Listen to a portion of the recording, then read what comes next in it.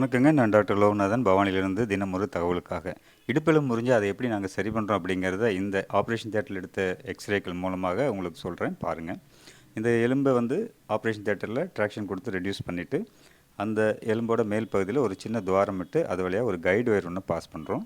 அந்த guide wire வழியாக reaming பண்ணிட்டு, அதில அ பிஎஃப்என் அப்படிங்கிற ஒரு நெயில், ஒரு எலும்புக்குள்ள போகக்கூடிய ஒரு ராட் ஒண்ண உள்ள இன்சர்ட் பண்றோம். அதை இன்சர்ட் பண்ணதுக்கப்புறமா, இன்னும் 2 கைடு வயர்ல அந்த எலும்போட ப்ராக்சிமல் பார்ட்னு சொல்லுவோம். அந்த தலைப்பகுதிக்குள்ளே கைடு வயர் போட்டு, அது வழியாக 2 ஸ்க்ரூக்களை ஒன் பை ஒன்னா 2 ஸ்க்ரூக்களை ஃபிக்ஸ் பண்ணுறோம்.